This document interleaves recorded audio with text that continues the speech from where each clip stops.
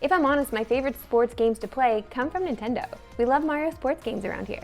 And as I was scrolling through my Twitter feed, I noticed a great point by Jeff Bacalar, one that has been made in the past. In short, he's saying there needs to be a Mario hockey. I'm sure we can all agree with this sentiment. We've gotten soccer, basketball, baseball, golf, and tennis, but to this point there hasn't been a single standalone Mario hockey game. We've seen Mario and his pals hit the ice a few times though. The first instance was in Mario Party 5. There was an ice hockey minigame which was very simple, but a whole lot of fun. Main complaint is those shy guy goalies. Their ratings were not very high, let me tell ya. And of course there was a hockey mode in the Mario and Sonic at the Winter Olympic Games. But this was just repeatedly body checking each other, and the best way to score was keep firing shots until you got the opposing goalie dizzy. The Sochi 2014 version was essentially the same, they just added special shots. Then there was a Mario Sports mix for the Nintendo Wii, which came with 4 sports: basketball, dodgeball, volleyball, and hockey. The hockey mode came with items and special moves, kind of like Super Mario Strikers. The mode was fun, but lacked the depth of some of Mario's standalone sports games. So yeah, we've seen Mario hockey games, I guess, in the past, but it hasn't been a standalone game. We want a standalone game. Imagine if they created a Mario hockey game just like Super Strikers, but you know, on ice. We can keep dreaming, but realistically, we're probably going to be stuck with these minigame modes or special modes for a while. It's that time of year where sports games start moving from their 21 version to their 22 version. With the release of next-gen consoles, we expect some pretty big advances in sports games, like we saw graphically with MLB The Show 22. Based on a short trailer, it looks like FIFA 22 is going to deliver as well. The game will feature Kylian Mbappe on the cover for a second straight year, but the big selling point here is the hypermotion technology. Just what is hypermotion technology, you ask? Well, let's keep it simple. FIFA is using a ton of motion capture collected from 22 professional football players to create the most realistic FIFA game yet. The mocap should help with aspects like ball control, air battles, character humanization, and so much more. And who better to get a reaction from than the producer of Digital Sports Center, Christopher Hine, who, according to him, is the best FIFA player on the crew. Okay, so you kind of made a face when saying that I'm the best FIFA player on the crew, as if it wasn't true, and we all know that it is. But honestly, this trailer gets me really hyped, makes me want to put on one of those hypermotion suits just to play the game. Although I'm sure the people at FIFA are hoping that Mbappe can survive this transfer window with him still at PSG and not on Real Madrid.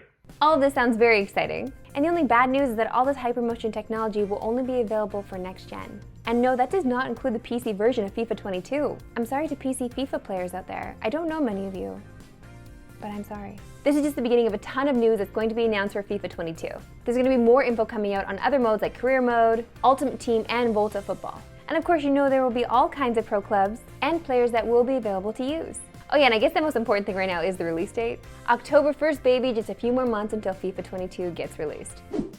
On this show, we've covered the re-emergence of the Pokemon card craze. We've seen that the rarest cards have been auctioned off for over $200,000. Other collectibles like sports cards have sold for even more ridiculous prices. In April, a LeBron James rookie card went for $5.2 million. Collectible cards have been soaring in the auctions, but they're not alone. Unopened, old-school video games have also been seeing their value skyrocket over the past several months. And we're now at the point where the right game and the right quality can go for over $1 million. This unopened copy of Super Mario 64 just sold for $1.56 million USD at Heritage Auctions.